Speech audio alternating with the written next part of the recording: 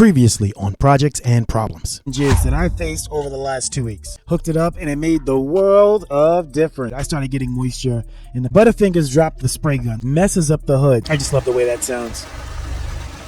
There's that rollover support. It's still getting on my nerves, but I think I have a plan. The plan to fix the rollover support is in the work.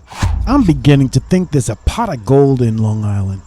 I went to Long Island again, and what did I find?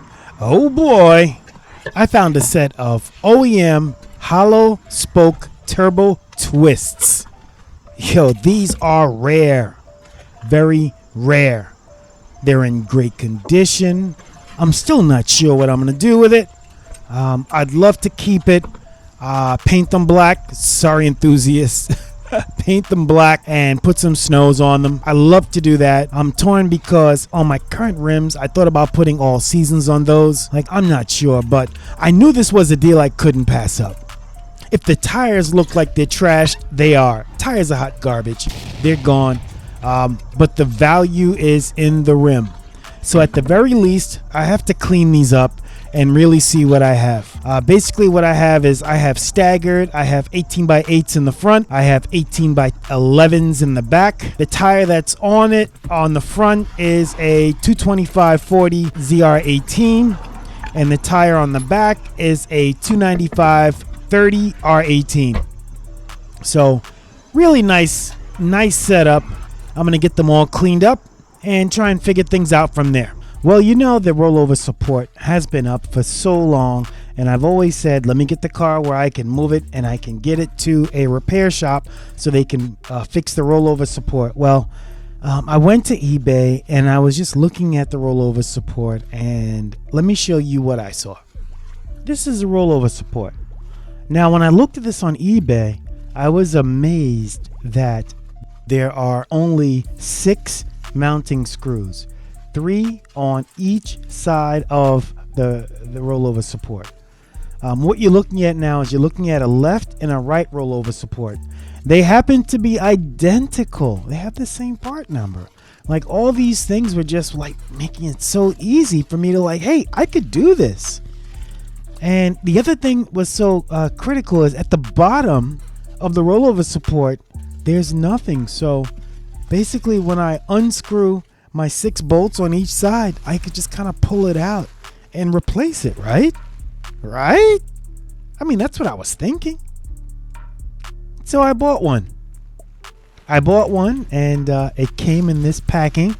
So I unpacked it, and now I'm just going to open it up, and I mean, they packed it very well. I thought it was interesting how someone cut up the foam and reused it. Obviously the box is reused, but they also reused the foam. I've never seen that before. I think that's ingenious. I like that idea.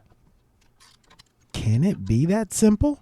I mean, the objective is if I can replace this rollover support, chances are the roof might just start working again. And I'm done. I'm done, and I can get this car inspected. Like, that's what I'm thinking. Can it be that easy? I don't know. Well, let me get started unbolting the existing rollover support. I think the hardest part of this job right now is leaning over the car to unscrew these bolts. And like I said, it's 3 on each side. And I have my little power tool there, make things a little bit easier. And the other thing I thought was interesting is I'm using this short handle ratchet, and I thought it would be a little bit more torque needed to break those bolts. Nope, wasn't even that strong, which tells me I don't have to torque them down crazily. It wasn't that tight. So even if I'm able to fix this without going to either a dealer's or independent shop, I would still have everything checked out, kind of like I did the Beast. After I finished the Beast, I took it to the dealership and let them do it once over. Something as simple as, hey, there was a line for the power steering underneath the car and it was loose, and they tightened that up for me. It wasn't free, but it gives me peace of mind. And since I am kind of working with the safety rollover support, I will get this checked out to make sure that everything is good and I will talk to them about the bolts and make sure everything is torqued down the way it should be. Now, by the way, I decided to put on my headlamp, so there's your spotlight. Wanted to make sure that you could see what I'm doing. So that last bolt was pretty difficult to get to with just a standard extension, so I had to use my universal kind of bend, and it made it very easy for me to get to that bottom bolt. After I removed all 6 bolts, 3 on each side, it was just a matter of me maneuvering the rollover support through that little opening, or kind of tilting it to the side. But to be safe, I removed the connectors that was in the middle. You know, I didn't want to break any wires or anything, so I removed it, and it kind of made it easier for me to. And after the connectors removed, it was pretty easy just to kind of snake this thing out. Didn't want to break any plastic because plastic is so brittle. I mean, it snaps so easy. Cars like this, you'd be breaking plastic left and right. By the way, I did order some plastic JB Weld. Thank you so much to the subscriber who gave me a heads up on that. He gave me a reference to JB Weld and another product. Yep, his name is Mark, and he gave me a heads up on JB Weld that had like a UV light, and another product called Bondic. Well, I ordered some Bondic. It's on the way. I love it when I get useful advice from subscribers, though. I feel as though I can do this without breaking anything. Just squeezing it. Let me try and wiggle it. Oops. I guess I better mute myself. Yep. Choose parts because I don't want to break anything.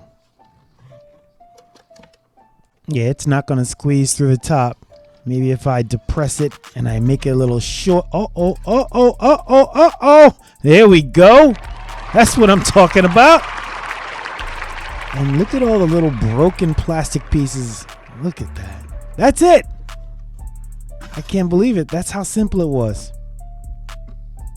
Throw that next to my shoes. Get out of there. And just look at all the little plastic, the black plastic that was broken down there. So I'll clean that out.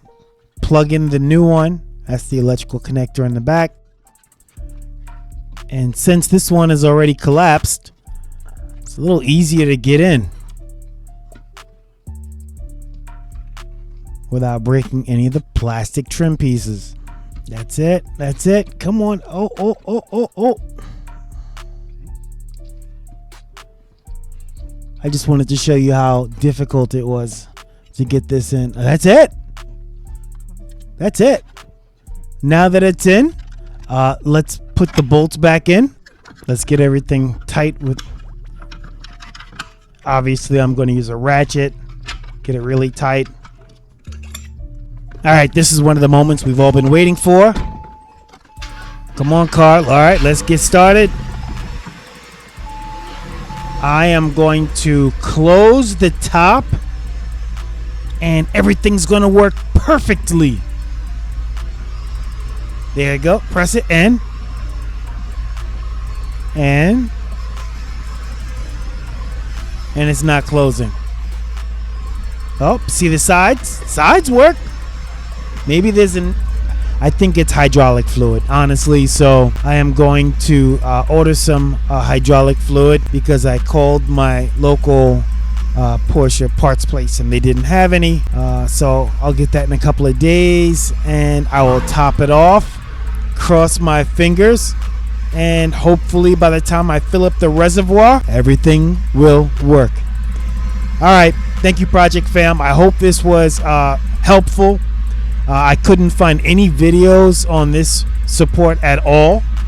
So I'm glad you all kind of stuck through it. And subscribe, tell a friend, tell a friend. This is going to be a tell a friend week. Tell a friend. All right, I'm out.